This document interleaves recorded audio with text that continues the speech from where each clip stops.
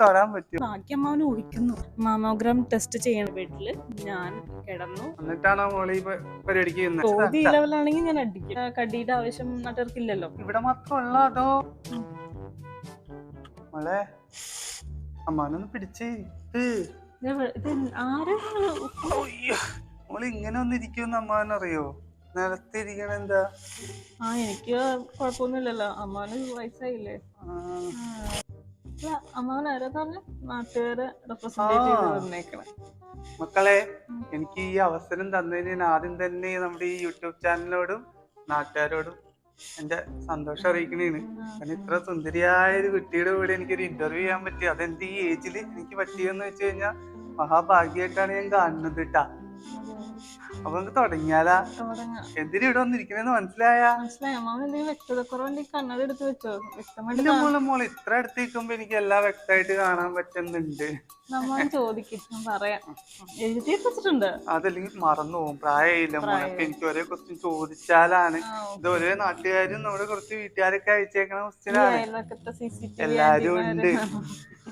അപ്പൊ ഇതാ അമ്മാവൻ ചോദിക്കാനായിട്ട് മോള് വിചാരിക്കരുത്. ആദ്യമായിട്ട് അമ്മാവൻ ചോദിക്കാനുള്ളത് ഇല്ല, എനിക്ക് കറക്റ്റ് ആയിട്ട് കാണാൻ പറ്റുന്നുണ്ട്. ഈ ടാറ്റു എന്തിനാ അടിച്ചത് മോളെ? അത് ഇത് എവിടെ അടിച്ച സ്ഥലം കണ്ടിട്ട് എന്താ തോന്നുന്നത്? എവിടെയായിട്ടാ തോന്നാ? എന്താ മോളെ കണ്ടിട്ട് എവിടെ അടിച്ചതായിട്ടാണ് തോന്നണത്? നല്ല അടിച്ചല് നെഞ്ചത്ത് തന്നെയല്ലേ? ഇഷ്ടപ്പെട്ടോ? കൊള്ളാമോ? ഇത് 3 ബട്ടർഫ്ലൈസ് ആണ് മാവ. കണ്ടോ?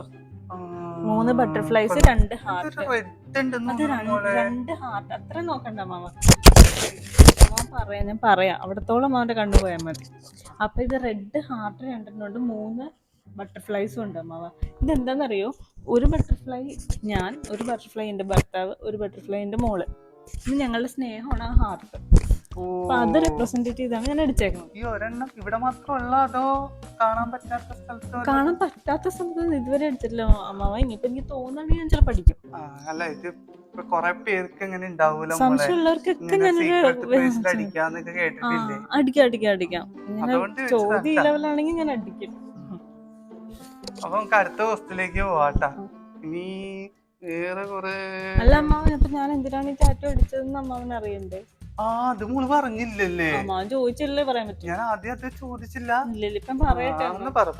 അപ്പൊ ഞാൻ എനിക്ക് ഏറ്റവും പേടിയുള്ള കാര്യമാണ് അമ്മാവ ഈ സിറിഞ്ച്, സൂചി, നീഡിൽസ് ഒക്കെ ഭയങ്കര പേടിയുള്ള കാര്യം. എന്നിട്ടാണോ മോള് ഈ പരിപാടിക്ക് ചെയ്യുന്നത്?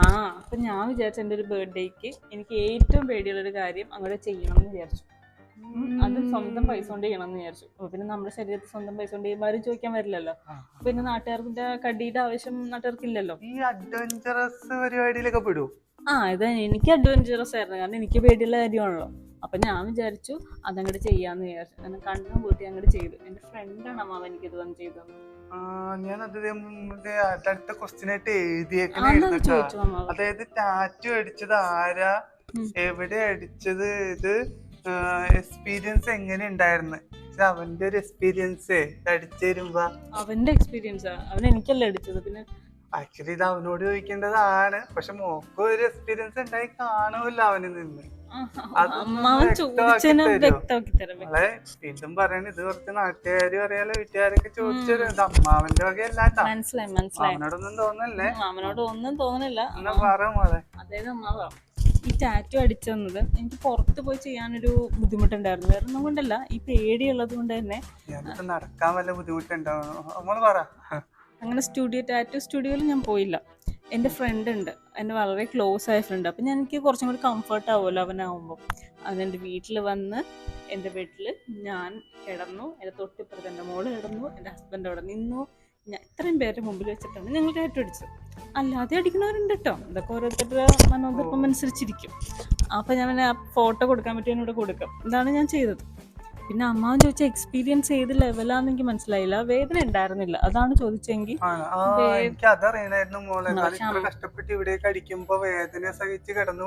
വേദന ഉണ്ടായിരുന്നില്ല അമ്മാവ. കാരണം നമ്മൾ കിടന്ന് കൊടുത്തപ്പോ നമുക്ക് ബോൺസിലൊക്കെ അടിച്ചാൽ വേദന ഉണ്ടാവുള്ളൂ. ഇവിടെ വേദന ഉണ്ടായിരുന്നില്ല. പിന്നെ അമ്മാവൻ ചോദിച്ച ആ എക്സ്പീരിയൻസ് എന്ന് പറഞ്ഞാൽ ഇതൊരു ജോലിയാണെന്നുള്ള കാര്യം അമ്മാവൻ അറിയോ? അവന് എൻ്റെ ആഗ്രഹം. ഞാൻ അവൻ്റെ ഒരു കസ്റ്റമറായിട്ട് ചെന്നേക്കാണ്. ആ. ഇതൊക്കെ അമ്മാവന് അറിയോ? ആ, ഞാൻ വേറൊരു കാര്യം ചോദിക്കട്ടെ, അമ്മാവന് വീട്ടില് അമ്മ, പെങ്ങള്, ഭാര്യ അങ്ങനെയുള്ള ആ, എല്ലാരും ഉണ്ട് മോളെ, എല്ലാവരും ഉണ്ട്, എല്ലാവരും ഉണ്ട്.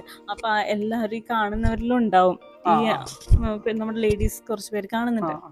അപ്പൊ നമ്മൾ ഈ ലേഡീസ് പൊതുവെ ഒരു 6 മാസം കൂടുമ്പോൾ മാമോഗ്രാം ടെസ്റ്റ് ചെയ്യണം എന്നാണ് പറയുന്നത്. കാരണം ബ്രസ്റ്റ് ക്യാൻസർ ഒക്കെ ലേഡീസിൽ കൂടുതൽ കണ്ടുകൊണ്ടിരിക്കുകയാണ്. ആ, അപ്പൊ അങ്ങനെ ചെയ്യണം എന്നാണ് പറയണത്. അപ്പൊ ആ സമയത്ത് നമ്മൾ ഈ ഹോസ്പിറ്റലിൽ ചെല്ലുമ്പോൾ ഡോക്ടേഴ്സ്, അത് നമുക്ക് ലേഡി ഡോക്ടറിന് വേണമെന്ന് പറയാൻ പറ്റില്ല, മെയിൽ ഡോക്ടർ ആയിരിക്കും, മെയിൽ നേഴ്സ് ആയിരിക്കും, ഇങ്ങനെ കുറച്ച് പേരുണ്ട്. ഓ, ഓ. ഇപ്പോൾ അത് വിട്, മാമോഗ്രാം വിട്, അല്ലാതെ നമുക്ക് എന്തെങ്കിലും ഒരു ടെസ്റ്റോ ഉണ്ടാവും, ഉണ്ടാവും. അപ്പൊ അവരുടെ അടുത്തൊക്കെ പോയിട്ട് അമ്മാവൻ എക്സ്പീരിയൻസ് ചോദിക്കാറുണ്ടോ, എങ്ങനെ ഉണ്ടായിരുന്നു ഓപ്പറേഷൻ കഴിഞ്ഞിട്ട്, എങ്ങനെ ഉണ്ടായിരുന്നു? മോളെ, ഞാൻ പറഞ്ഞു വീണ്ടും ഞാൻ അല്ല, പറയുന്നു, ഞാൻ മോളെ അമ്മാവനോട് മറക്കണ്ട. പറഞ്ഞല്ല, ഈ കാണുന്ന എല്ലാവരോടും ഉൾപ്പെടെ പറഞ്ഞതാ. അപ്പൊ ആ ഡോക്ടർ ചെയ്യുന്ന ഒരു ജോലി പോലെ തന്നെ ഇവരും എല്ലാ ജോലിക്കും അതിൻ്റെതായ മാന്യത ഉണ്ടല്ലേ അമ്മാവ. ആ, എല്ലാവരും അവരവരുടെ ജോലി ചെയ്യുന്നു, അത്ര ഞാൻ ഉദ്ദേശിച്ചുള്ളൂ. അമ്മാവൻ വ്യക്തമായോ? ആ, വ്യക്തം, അപ്പൊ അവര് വ്യക്തം. വന്നാലും വീട്ടില് ഈ ടെസ്റ്റ് കഴിഞ്ഞ് വരുമ്പോഴും എങ്ങനെ ഉണ്ടായിരുന്നു എക്സ്പീരിയൻസ് ഒന്നും ചോദിച്ചേക്കരുത്, ആ. മോന്തടിച്ച് പൊളിക്കും അവര് കേട്ടോ. ഇല്ല, ഇല്ല.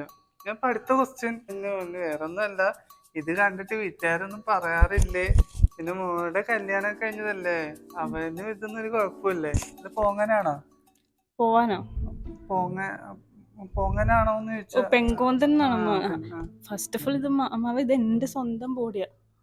അപ്പൊ ഞാനിതിനിപ്പോ വീട്ടുകാരോട് പോയിട്ട് അതിനെ കുറിച്ച് അങ്ങനെ ചോദിക്കാം, കാരണം എന്റെ സ്വന്തം പൈസ, എന്റെ ബോഡി, അപ്പൊ അങ്ങനെ ചോദിക്കേണ്ട ആവശ്യമില്ല. പിന്നെ അമ്മാവൻ പറഞ്ഞ ഈ പെങ്കോന്തൻ എന്ന് പറഞ്ഞത് അമ്മാവൻ എന്താ ഉദ്ദേശിച്ചത്? അല്ല, ഇങ്ങനെ മോക്കടെ ഇഷ്ടത്തിനൊക്കെ താളം തുള്ളി നിക്കുന്ന ഈ ചെക്കനാണോ? ഫ്രീഡം തരുന്ന, ആ, എല്ലാത്തിനും ഇങ്ങനെ ഫ്രീഡം ഫ്രീഡം തരുന്ന അല്ലേ, ഇവിടെയൊക്കെ ടാറ്റു ഒക്കെ അടിക്കാനൊക്കെ ഉള്ള ഒരു ഫ്രീഡം ഒക്കെ തന്ന് അത്. അല്ല ഇങ്ങനെയൊക്കെ അമ്മാവ, ഇത് നടക്കണേ. നമ്മുടെ ശരീരത്തിന്റെ ഭാഗമല്ലേ? ആ, ഈ അതെ, അതെ. ഇവിടെന്ന് വെക്കണം അമ്മാവന് കാണാൻ പാടില്ലാത്ത അല്ല, എനിക്ക് നന്നായിട്ട് കാണാൻ പറ്റുന്നുണ്ട് മോളെ. അതല്ല, അമ്മാവന് കാണാൻ പാടില്ലാത്ത എന്തെങ്കിലും ഇവിടെ കാണുന്നുണ്ടോ? ഓ, ഇല്ല, ഇല്ല. ഇല്ല. ബാക്കി അമ്മാവൻ ഈ ഊഹിച്ചു കൂട്ടണ എന്തിനാണ്? ഇപ്പൊ അമ്മാവൻ എത്ര വയസ്സായി? എനിക്കിപ്പോ ജസ്റ്റ് 62. 62. ഓക്കെ, 60 എന്ന് പറഞ്ഞാ മതി. ഓക്കെ, എന്നാ അമ്മാവനൊരു 60 വയസ്സായി. ഭാവിയിൽ നമ്മളുടെ ഒക്കെ ഭാവി മുമ്പോട്ട് പോണ എങ്ങോട്ടാ? ഒരു മരണത്തിലോട്ടാ അല്ലേ? ആ, എന്ന് വെച്ചാൽ നമ്മൾ രാവിലെ എണീറ്റിട്ട് നമ്മൾ മരണം സ്വപ്നം കാണാറുണ്ടോ? നമ്മൾ ശവപ്പെട്ടി കിടക്കണതും നമ്മളെ നാലാൾ കാണാൻ വന്നൊക്കെ നമ്മൾ സ്വപ്നം കാണാറുണ്ടോ? ഇല്ല. ഇല്ല. മോള് ഇതൊക്കെ എന്തിനാ ഇവിടെ പറയണേ? പറഞ്ഞു തരാം, അമ്മാവൻ ശ്രദ്ധിച്ച് കേക്ക്. ആ, അപ്പൊ ബാക്കി അമ്മാവൻ എന്തിനാ ബാക്കിയുള്ള കാര്യങ്ങൾ ഊഹിക്കണം? അമ്മാവൻ കാണുന്നിടത്ത് വെച്ച് കാഴ്ച നിർത്തിക്കൂടെ? ഓക്കെ. അപ്പൊ അമ്മാവൻ ഇവിടത്തോളം കാണുന്നുള്ളൂ, പക്ഷെ ബാക്കി അമ്മാവൻ ഊഹിക്കുന്നു. ആ, അപ്പൊ sorry അത് കേട്ടോ, ആ ഊഹം അമ്മാവൻ നിർത്തിക്കൊള്ളണം. ഇനി അങ്ങനെ ഊഹിക്കാൻ തോന്നുമ്പോ അമ്മാവന്റെ മരണത്തെ കുറിച്ച് അമ്മാവൻ ചിന്തിക്കണം.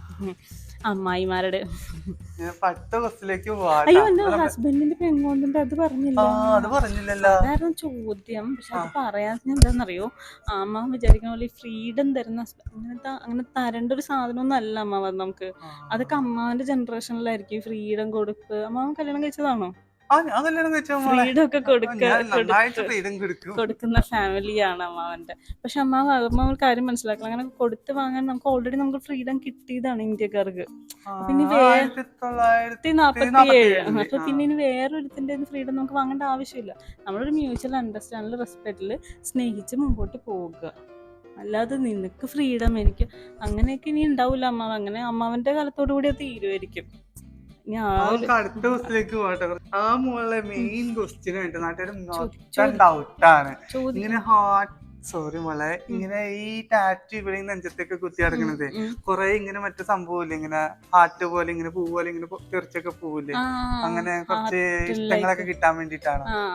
മറ്റേ കൊറേ ഇതിലെ ചാനലിലൊക്കെ ഇങ്ങനെ കുത്തി കുത്തി കൊടുക്കില്ലേ, ആ സാധനം ഇട്ട പിന്നെ ഒരു കമന്റ് എന്ന് പറഞ്ഞ അതൊക്കെ കിട്ടും. ആൾക്കാരുടെ ഇഷ്ടത്തിന് അവരിടട്ടെ അമ്മാവ. കാരണം ഞാൻ പൈസ മുടക്കി ചെയ്ത കാര്യം എന്റെ ശരീരം ഭംഗിയായിട്ട് എനിക്ക് എങ്ങനെ കാണിക്കാൻ തോന്നുന്നോ അതുപോലെ ഞാൻ കാണിക്കും. അപ്പൊ നാട്ടുകാർക്ക് അത് കണ്ടിട്ട് അഭിപ്രായം പറയാൻ അവർക്ക് സ്വാതന്ത്ര്യമുണ്ട്. നല്ല അഭിപ്രായം വരുന്ന ഒരുപാട് പേരുണ്ട്. നല്ല ടാറ്റു ആണ്, എവിടെയാണ് അടിച്ചത്, എത്ര രൂപയായി, എന്താണ് ടാറ്റുവിന്റെ മീനിങ്, ഇങ്ങനൊക്കെ ചോദിക്കുന്ന ഒരുപാട് പേരുണ്ട്. അല്ലാതെ ചൊറിയണവരും ഉണ്ട്. നമ്മൾ അതിന്റെ ഒരു കാര്യമില്ല. മറ്റേ ചൊറി എന്ന് പറഞ്ഞ അമ്മാവൻ ഇങ്ങനെ സിമ്പിൾ ആയിട്ട് അമ്മ മറ്റേ ഹാർപ്പിക്കിന്റെ ഒക്കെ പരസ്യത്തില് കീടാണുവിനെ കണ്ടിട്ടില്ല, 99 പോയിന്റ് കഴിഞ്ഞിട്ട് ഒരു 1% കീടാണു ചാവാതിരിക്കണം. അങ്ങനെ ചാവാത്ത കുറച്ച് ഐറ്റങ്ങൾ നമ്മുടെ നാട്ടിൽ ഇപ്പോഴും ഉണ്ട്. അവരാണ് ഈ മാതിരി കൊണ്ടിഷ്ട ചോദ്യങ്ങൾ അമ്മ ചോദിച്ച ക്വസ്റ്റ്യൻസ് നമുക്ക് തന്നില്ലേ, ആ അങ്ങനത്തെ ചോദ്യമൊക്കെ ചോദിക്കണം. അപ്പൊ അവര് നമുക്ക് ആ 1% വിടാം, മൈൻഡ് ചെയ്യണ്ട കേട്ടോ. അടുത്തത് നമുക്ക് ഇനി അടുത്തൊരു ക്വസ്റ്റ്യൻ ആണ് കേട്ടോ. ഇത് ഒരു ക്വസ്റ്റ്യൻ ആണ് മോള് ഇത്ര നന്നായിട്ടൊക്കെ സംസാരിച്ചല്ല, ഈ നാട്ടുകാരുടെയും വീട്ടുകാരുടെയും ഒക്കെ ഡൗട്ടൊക്കെ ക്ലിയർ ചെയ്ത്. അപ്പൊ എനിക്കിനി ചോദിക്കാനുള്ളത്, എന്നെ പോലെയുള്ള തലമുറയും ഇനി വളർന്നു വരുന്ന തലമുറകൾക്കൊക്കെ ഈ ടാറ്റു അടിക്കുമ്പോ എന്താണ് മൂക്കടെ വകയെന്ന് അവരോട് പറഞ്ഞു കൊടുക്കാനുള്ളത്? അവർക്കൊരു ജീവിതമല്ലേ അമ്മാവുള്ളൂ. അപ്പൊ അമ്മാവനൊരു ജീവിതമുള്ളൂ. ഇനിയിപ്പൊ ജീവിച്ച എത്ര നാൾ ജീവിക്കുമെന്ന് അറിയില്ല. ഇപ്പൊക്കെ ആണെങ്കിൽ അധികം നാൾ ജീവിക്കൂല. അപ്പൊ അതുകൊണ്ട് നമ്മുടെ ആഗ്രഹങ്ങളൊക്കെ തീർത്ത് അങ്ങോട്ട് പോവാ. ടാറ്റു അടിക്കണമെങ്കിൽ അടിക്കുക, എവിടെയാണ് അടിക്കണമെന്ന് വെച്ചാൽ അടിക്കുക, എവിടെയാണ് എനിക്ക് കാണിക്കാൻ താല്പര്യമുള്ളതെന്ന് വെച്ചാൽ കാണിക്കുക. നമ്മള് ബാക്കിയൊക്കെ അമ്മാവന്മാരുടെ കയ്യിലാണ്. ഇത്രേ ഉള്ളൂ. നമ്മൾ ഇവരെ ഒന്നും ശ്രദ്ധിക്കാതിരിക്കുക. അപ്പൊ മോളെ എല്ലാരും തന്ന ക്വസ്റ്റ്യനൊക്കെ തീർന്ന് കിട്ടാനൊക്കെ കിട്ടി. നന്നായിട്ട് കഴിഞ്ഞ ക്വസ്റ്റ്യനൊക്കെ. അപ്പൊ ദേ നാട്ടുകാരും വീട്ടുകാരൊക്കെ നിങ്ങൾ പറഞ്ഞ രീതിയിൽ ഞാൻ എല്ലാ ക്വസ്റ്റ്യനെയും മോളോട് ചോദിച്ച് ക്ലിയർ ആക്കിയിട്ടുണ്ട്. മോള് നല്ല രീതിയിൽ ആൻസർ തന്നു നമുക്ക്, അല്ലെ? ചോദ്യോത്തര പദ്ധതിയൊക്കെ സൂപ്പർ ആയിരുന്നു. അല്ല അമ്മാവ, എനിക്കിത് ഇങ്ങനൊരു ചാൻസ് ഞാൻ നോക്കിയിരിക്കായിരുന്നു. കാരണം എന്റെ വീട്ടിലും ഉണ്ട്, നാട്ടിലും ഉണ്ട് ഇങ്ങനെ കുറെ അമ്മാവന്മാരും അമ്മായിമാരും കുറെ ചേച്ചിമാരൊക്കെ. അപ്പൊ ഞാനിങ്ങനെ എപ്പോഴെങ്കിലും ഇതിങ്ങനെ പറഞ്ഞ് മനസ്സിലാക്കണം എന്ന് വിചാരിച്ചിരിക്കായിരുന്നു. അപ്പോഴാണ് എനിക്ക് ഞാൻ ആദ്യം തന്നെ പറഞ്ഞ് അതിന് സ്പെഷ്യൽ താങ്ക്സ് പറയുന്നത് നമ്മുടെ ഈ ചാനലാണ്, നമ്മുടെ യൂട്യൂബ് ചാനല് തകർപ്പ ഫാമിലി കാരണമാണ് നമുക്ക് ഈ ഓപ്പർച്യൂണിറ്റി കിട്ടിയത്. അപ്പൊ എല്ലാവരും സഹകരിച്ച് ഈ ഒരു ഇന്റർവ്യൂ ബട്ടർഫ്ലൈയുടെ ചാറ്റും കൂടി ഒന്ന് അടിച്ചാ. മോളെ ഞാൻ ഇത്ര അടുത്ത് നിന്നിട്ട് ബട്ടർഫ്ലൈ ആണെന്ന് മനസ്സിലായില്ല. ഞാൻ സത്യം പറഞ്ഞ പൂമ്പാറ്റി എന്ന് വിചാരിച്ച്. അത് അമ്മാവന്റെ കണ്ണ് വേറെ സ്ഥലത്തോട്ട് എന്തെങ്കിലും കാണാൻ പറ്റുമോ എന്നുള്ളൊരു തെരച്ചിലായിരുന്നു. അതുകൊണ്ടാണ് കേട്ടോ. ബട്ടർഫ്ലൈയും പൂമ്പാറ്റൊക്കെ ഒന്നാടോ കേട്ടോ. അപ്പൊ നമുക്ക് ഈ ഒരു ഇന്റർവ്യൂ ഇന്റർവ്യൂവിന്റെ ഭാഗ്യമാണ് ഈ വയസ്സിൽ എനിക്ക് ഇന്റർവ്യൂ എടുക്കാൻ പറ്റിയത്. അപ്പൊ എല്ലാ സ്നേഹമുള്ള എന്താ പറയാ പോലെ അതിന്റെ സംഭവം പറയില്ല ലാസ്റ്റ് എന്താ പറയേണ്ടതിന്, എല്ലാവരും എന്താണ് പറയാ, നമുക്ക് പറയില്ലേ താങ്ക്. അപ്പൊ എല്ലാവരോടും ഞാൻ നന്ദി പറയണം. ഇങ്ങനെ ഒരു ഇന്റർവ്യൂ എനിക്ക് സെറ്റ് ചെയ്ത് തന്ന് ചോദിക്കാൻ പറ്റി. ഇത്ര അടുത്ത് ഇങ്ങനെ എന്താ പറയാ